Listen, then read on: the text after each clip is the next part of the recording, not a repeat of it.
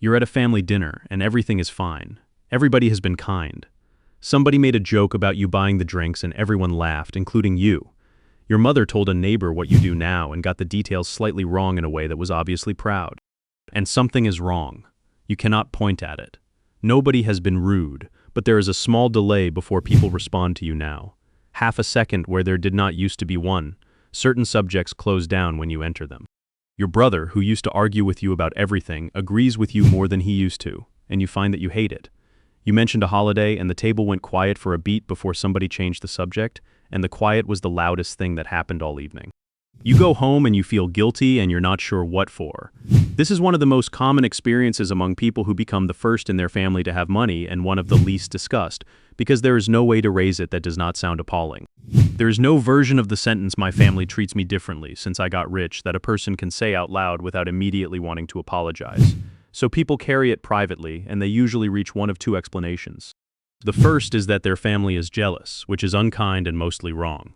The second is that they themselves have changed and become insufferable without noticing, which is haunting and also mostly wrong. The actual explanation was worked out in a series of studies starting in the late 1970s, and it is not about greed or resentment at all. It is a documented mechanism. It operates below the level of anyone's choosing, and it predicts almost everything you have observed, including which family members it happens with and which ones are unaffected. There's also a specific sentence that your relatives will say about your money, one you have probably already heard, that people receive as a small insult. It is not an insult. It is one of 3 defensive maneuvers that the model explicitly predicts, and once you know that, it stops stinging and starts making sense. I will come back to it, because it is the part that changes how you handle all of this. Start with the mechanism, because everything else follows from it. In the late 1970s and through the 1980s, the social psychologist Abraham Tesser developed something called the self-evaluation maintenance model. His starting question was one of those observations that seems obvious once someone says it and that nobody had properly explained. Why does a close friend's success sometimes feel wonderful and sometimes feel awful? Because both happen and everybody knows both happen. Your friend gets a promotion and you're genuinely delighted. A different friend gets a different promotion and something curdles in your chest and you're ashamed of it. Same friend, same warmth of feeling toward them, completely different reaction. Tesser wanted to know what determined which. His model says 2 separate processes are available whenever somebody close to you does well, and they run in opposite directions.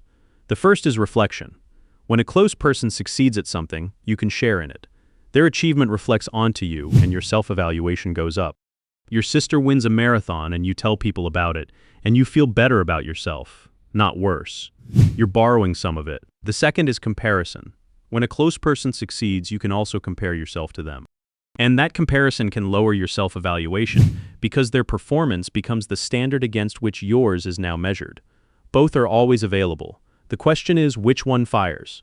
And Tesser's answer is the thing worth carrying out of this entire video. It depends on whether the thing they succeeded at is part of how you define yourself. That is what he called relevance. If the domain matters to your own sense of who you are, comparison fires and their success threatens you. If the domain is irrelevant to your self-definition, reflection fires and their success lifts you. Your sister wins a marathon. If you have never run anywhere in your life and do not consider yourself an athlete, that is pure reflection. You are proud. It costs you nothing. But if you have been training for 2 years, if runner is a word you would use about yourself, if you have a shelf with your own medals on it, then the same event produces something quite different. You will still say congratulations.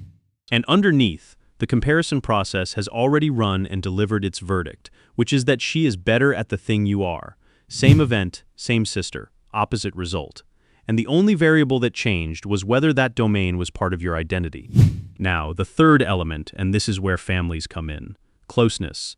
Tesser found that closeness amplifies both processes. The closer the person, the more powerful the effect in whichever direction it is running. So a close person succeeding in an irrelevant domain gives you more reflection than a stranger would, and a close person succeeding in a relevant domain threatens you more than a stranger would. A 1988 paper by Tesser and colleagues had a title that captures it exactly. The pain and pleasure of being close. Sit with what that means for a family. Family members are, by definition, the closest people you have, which makes them the maximum amplifier available. Whatever process fires, it fires harder with them than it would with anybody else on Earth. There is a stranger somewhere who earns 20 times what you do, and you feel nothing about them at all. Your brother earns 3 times what you do, and it is genuinely difficult. That is not because you love your brother less than you love the stranger. It is because the amplifier only works at close range. And this explains something that people find genuinely confusing about their own reactions. You can be sincerely, uncomplicatedly delighted by a distant cousin's success and find your sibling's success hard and conclude from that you are a bad person and a worse sibling. You are not. You're experiencing a mechanism that scales with intimacy. The difficulty is not evidence of insufficient love. It is quite precisely evidence of closeness. Now let us apply the model to money specifically, because money turns out to be an unusually dangerous domain, and the reason is worth spelling out. Remember that reflection requires the domain to be irrelevant to your self-definition. If the achievement lands somewhere you have no investment, you get to enjoy it freely. So ask yourself how many adults consider money completely irrelevant to their sense of who they are. Almost none. Money is not like chess, or long-distance running, or knowing about birds. Those are domains that many people can honestly say mean nothing to them. Money is entangled with providing, with competence, with independence, with whether you did well, with whether you kept your promises to your family. Even people who are not motivated by money mostly still evaluate themselves partly on whether they are managing. Which means that when money is the domain, the relevance condition is met for nearly everybody in the room. So the comparison process fires almost by default, and there's very little reflection available to soften it. Compare that with what would happen if you had become, say, an unusually accomplished amateur botanist. Your family would be delighted, uncomplicatedly, forever. Nobody would go quiet. Nobody would make a joke with an edge on it. Because botany is irrelevant to their self-definition, so all they get is the reflection. You did not choose a domain that produces reflection. You chose one that produces comparison in almost everyone who is close to you. And that is before we get to the specific problem of being the younger one. Families are not simply groups of people. They are hierarchies that formed over decades, and everybody's position in that hierarchy was assigned early and has been quietly maintained ever since. If you are the younger sibling or the youngest, you were placed near the bottom of a competence ordering when you were 4 years old, and a great many things in the family have been running on that ordering ever since. Who gives advice and who receives it? Who gets asked about their plans and who gets told what the plan is? Who is treated as having a settled life and who is treated as still figuring it out? None of that gets updated automatically when the facts change. Family roles are extraordinarily durable, which is why perfectly competent adults revert to something like their childhood selves within 20 minutes of arriving at their parents' house. Now put a large amount of money in the hands of the person at the bottom of that ordering. The hierarchy does not simply adjust, it inverts, on the one dimension that nearly everybody treats as relevant, and it inverts in favor of the person the structure was built to place last. That is a much larger disturbance than the same amount of money arriving to the eldest, whose position it would broadly confirm. When the youngest gets rich, the money is not just money, it is a contradiction of a fact everyone has been operating on for 30 years. And nobody involved has any language for that. So it comes out as small, strange behaviors at dinner. Now, the sentence I promised, Tesser's model does not stop at describing the discomfort. It predicts what people will do about it, and this is the part that makes the whole thing usable. When the comparison process fires and somebody's self-evaluation is threatened by a close other's success, the model identifies 3 ways of reducing the threat. The first is to reduce closeness. You cannot easily change the fact that they outperformed you, and you cannot easily change how much the domain matters to you. But you can change how close you are, and closeness is the multiplier on the whole equation. Turn that down, and the threat shrinks proportionally. This is not usually a decision. It shows up as being slightly less available, taking a bit longer to reply, coming to fewer things, being warm but somehow not quite in the room.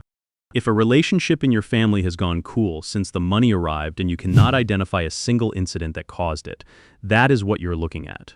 There was no incident. Distance is the mechanism doing its job. And there is experimental support for this being physical, not just emotional.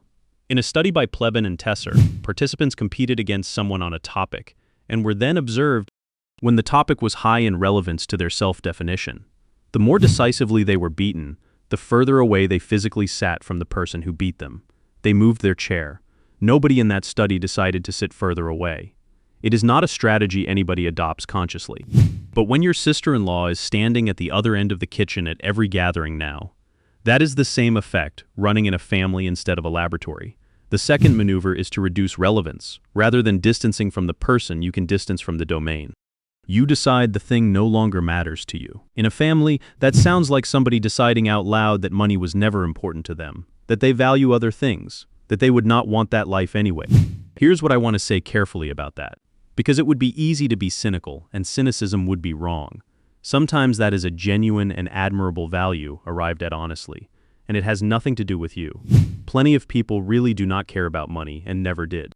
But sometimes it arrives suddenly, about 8 months after you bought the house, in a person who talked about money quite a lot before that, and when it arrives on that schedule, it is doing a job. It is the relevance dial being turned down so the comparison stops hurting. Both versions look identical from outside. The only real tell is the timing. Now the third maneuver, and this is the sentence, the third way to reduce the threat is to alter the performance itself. If you cannot become less close and cannot make the domain matter less, you can change what their success means, and the cleanest way to do that is to attribute it to something other than them. He got lucky. Right place, right time. It was that one client. He knew somebody. The market was different then. Anyone could have done it in that industry. He had help. Every one of those is the third defensive maneuver, executing exactly as the model predicts. Because if their success came from luck, it is not a performance at all, and a comparison against luck carries no verdict about you. The threat is neutralized, not by diminishing them as people, but by relocating the cause of the outcome to somewhere outside them. You have almost certainly heard some version of it.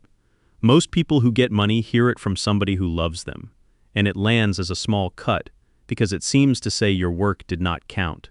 That is not what it is doing. It is a person's self-evaluation protecting itself, using one of a very small number of available tools, in a situation the mechanism finds threatening. The alternative to saying he got lucky for someone in that position is accepting a verdict about themselves that they are not able to hold at that moment. And once you see it that way, it becomes something you can be generous about, because generosity is genuinely easier when you know what you're looking at. Now, who does this happen with? Because it does not happen with everyone, and the pattern is not the one people expect. The intuitive prediction is that the greediest and least generous relatives will take it worst. That is not what the model predicts at all. The model predicts that the reaction is worst in the people for whom money is most relevant to their self-definition. And that is often not the greedy ones. It is frequently the ones who tried hardest. The uncle who worked 6 days a week for 40 years. The sibling who started a business that did not make it. The parent who measured their entire adult life by whether they were providing properly. These are people for whom the domain is maximally self-relevant, precisely because they invested so much of themselves in it. For them, your success is not a neutral fact. It is a data point in a domain they have been evaluating themselves on for decades. Meanwhile, the relative who genuinely never cared about money at all, who chose a modest life on purpose and meant it, will very likely be the warmest person at that table. Not because they are more virtuous, because for them the relevance is genuinely low. So reflection fires instead of comparison, and they get to simply enjoy it. You may have noticed exactly this pattern and found it counterintuitive. Because the people being difficult are not the people you would have predicted, and the person being lovely about it is the one with the least money of anybody. That is the model working. Relevance, not virtue. There is a second mechanism running alongside all of this, and it is structural rather than emotional. It has to do with what you can now give and what you can no longer receive. Relationships between equals run on reciprocity. Not accounting exactly, but a rough, long-run balance. You help them move, they feed you when you're ill. Somebody covers the bill and somebody else covers the next one. The balance does not need to be exact and it barely needs to be conscious, but it needs to be roughly two-directional over time. Money breaks the two-directional part. You can now do things for people that they cannot do for you. You can help with a deposit, you can cover the flights, you can quietly settle something that was keeping somebody awake. And every one of those is a genuinely good act. This is one of the best things about having money, and I'm not going to pretend otherwise. But notice what it does to the structure. Each time, the ledger tips a bit further, and there is no realistic route back. Your cousin cannot reciprocate a deposit. They can only receive it. Repeated enough times, that quietly converts a relationship between equals into a relationship between a provider and a recipient. And the recipient position is not a comfortable one to occupy in relation to somebody you grew up with, because part of what made you peers was that you could both do things for each other. So the generosity, which is real and well-intentioned and often desperately needed, can also be the thing that finishes the equality. That is a genuinely hard problem, and I do not think it has a clean solution. But there are two things worth knowing about it. The first is that receiving is easier when it is not repeated indefinitely. A one-off is a gift. A standing arrangement is a position. If you can make help discrete and finite rather than ongoing and open, you preserve more of the relationship, even though the ongoing version often feels more generous. The second is that letting people give you things matters more than it sounds. When somebody who has less than you insists on paying for a meal, the instinct is to refuse, because you can afford it and they cannot, and refusing feels like kindness. It is not received as kindness. It is received as being told that your contribution is not needed here. Letting them pay is worth more to the relationship than the meal costs either of you. Now I want to turn to what is happening on your side of this, because you are also in it, and the experience has a specific shape. The first thing is guilt, and it is nearly universal, and it is largely disproportionate. If you got the money by ordinary means, you did some combination of working, taking risks, and being fortunate about timing and circumstance. So did everyone else who tried. The distribution of outcomes across people who work similarly hard is enormously wide, and a great deal of it is not attributable to anything anybody did, which means two things at once, and both are true. You're not solely responsible for the outcome, so the pride should be held loosely. And you're also not guilty of anything, because nobody lost anything when you gained. The guilt usually does not come from a belief that you did something wrong. It comes from the visible gap between you and people you love, and from the fact that you can see it, and they can see it, and nobody can mention it. The second thing is a specific sort of loneliness that people are often surprised by. You will find you cannot talk about the difficult parts of your new life to the people you grew up with, because every difficulty sounds like a boast. A problem with a second property is not a problem that can be described at that dinner table. So you stop mentioning any of it, which means large parts of your actual life become unmentionable to the people who know you best. And you often cannot talk about the family stuff to your new peers either, because they have not experienced it, and describing it makes your family sound worse than they are. So you end up belonging fully to neither. That experience is common enough among people who move across social class that it has been written about extensively, and the phrase that gets used is straddling. You have a foot in each place and full membership of neither. Knowing that this is a documented and ordinary experience does not fix it. It does mean it is not evidence that you have become a snob, which is the conclusion most people reach privately. Now, at this point, it is fair to ask whether the money is even worth it, and there is unusually good evidence on that question. In 2020, Eric Lindquist, Robert Östling, and David Cesarini published a study in the Review of Economic Studies using an exceptionally clean method. They surveyed a large sample of Swedish lottery players about their well-being between 5 and 22 years after a major lottery event, comparing large prize winners against matched controls. Lotteries are close to a perfect natural experiment because the money is assigned at random. Whatever differences appear cannot be explained by the winners being different sorts of people. They found that large prize winners experienced sustained increases in overall life satisfaction that persisted for more than a decade, with no evidence of dissipating over time. That is worth stating plainly, because the received wisdom is the opposite. You have probably heard that lottery winners return to their previous happiness within a year or two. On this evidence, that is not what happens with life satisfaction. It rises, and it stays risen. But the same study found something more specific, and it is the part that matters here. The effects on happiness and on mental health were significantly smaller and not clearly distinguishable from zero. Those are two different things being measured. Life satisfaction is evaluative. It is what you report when you step back and assess your life as a whole. Happiness in this sense is effective. It is about how you actually feel day to day. So the money durably improved how people judged their lives when they considered them. It did much less to how their days felt, which fits everything in this video. Money moves the assessment. It does not do much to the texture of an ordinary Tuesday, and the relational costs we have been discussing land almost entirely on the texture of ordinary Tuesdays. Two honest caveats. Those were Swedish winners, in a country with strong public services, and the prizes were substantial, but mostly not enormous by the standards of the headlines. Do not read this as a universal law about wealth. So what actually helps? 5 things, and none of them is pretending you have less than you do. The first is to stop reading the reactions as verdicts on your character or theirs. What you're seeing is a mechanism with 3 predictable outputs. running in people who mostly love you, in a domain that is relevant to nearly everybody. The distance, the deflation of your success, the sudden announcement that money was never important are the three maneuvers. When you can name them, they stop being wounds and become weather. The second is to leave people domains where they are still the expert. Tesser's model says, the threat lives in relevance, and relevance is domain-specific. Your brother may be uncomfortable about the money and completely secure about the fact that he is better with his hands than you will ever be, or knows the family history, or is the one everybody calls in a crisis. Keep asking, keep deferring. Not as a tactic, but because those are real and it is easy to stop mentioning them. The third is to accept things from people. This is the one people get wrong most often, because refusing feels like kindness and is received as exclusion. The fourth is to be careful about the shape of your generosity rather than the amount. One-off help preserves more than permanent arrangements. Money that arrives once and closes is a gift. Money that arrives monthly is a position, and it changes what somebody is to you.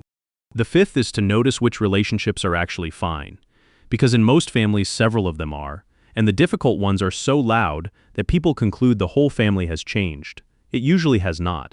It is usually 2 or 3 specific people, for reasons the model predicts, and the rest are exactly as they were. Here's the reframe worth carrying out of this. You have been walking around with 2 competing explanations for why your family feels different, and both of them are indictments. Either they are envious and small, or you have become someone insufferable and cannot see it. The evidence points somewhere else entirely. What happens when a close person succeeds in a domain that matters to you is not a choice, and it is not a character trait. It is a mechanism. It is universal, and it scales with closeness, which means the strength of the reaction in your family is a function of how close they are to you, not how much they resent you. The stranger who earns more than all of you does not produce a flicker in anyone. Your family reacts because they are your family, and the amplifier does not have an off switch. They are not treating you differently because they have stopped loving you. They are treating you differently because they are close enough for it to count. That is the cue most people miss. If you have been through some version of this from either side of it, leave a comment and tell me what the first sign was. It is almost never a fight. It is usually something small at a table. Subscribe to Psychology Q, and I will keep showing you the signals hiding in plain sight.